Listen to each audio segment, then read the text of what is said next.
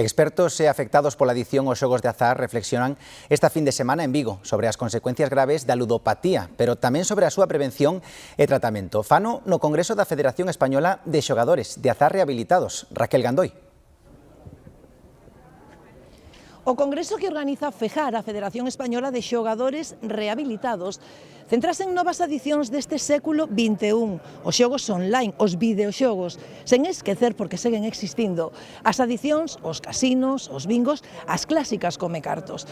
Esta 25ª edición baixo o lema Remando cara á rehabilitación reúne as voces dos expertos, médicos, psicólogos ou psiquiatras, pero tamén a daqueles xogadores que deixaron atrás a ludopatía.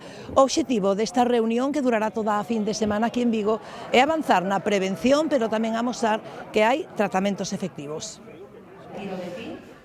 Nos dous relatorios deste sábado, os conferenciantes centráronse nas novas adicións do século XXI. A doutora da Universidade de Deusto, Pilar Castro, relacionou estas adicións coa soedade. O doutor Xandre García, psiquiatra e coordinador da Unidade de Saúde Mental do Chou, centrouse na prevención das adiccións, as rapazas maiormente ás redes sociais e os rapaces aos xogos e apostas online, a través dos límites que deben poñer os pais. A partir dos 13 anos hai un pico de angustia, de clínica de tipo depresivo e de aumento da ideación suicida. Pois con 12 anos nos chegan eses cativos cos seus papás que o que che din no psiquiatra é, mire, que non lle podo quitar o móvil.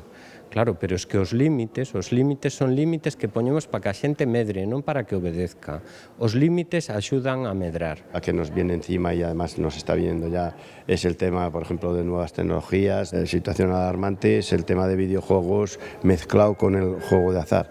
Es decir, hay videojuegos que ya están incorporando, como bien dijo además ayer en la inauguración el secretario general de Consumo, están incorporando azar dentro de los propios videojuegos, de una manera que nos parece perversa esa actitud de querer enganchar en juegos de azar dentro de los videojuegos.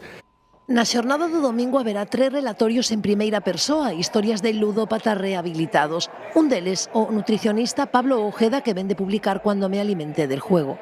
El mostrarnos un poquito vulnerables a veces nos da miedo por el qué dirán, pero después de todo este camino y este recorrido y ver a muchas personas, siempre digo a todo el mundo que pedir ayuda es de superhéroe, querer superarse, afrontar y poner delante del espejo lo que eres.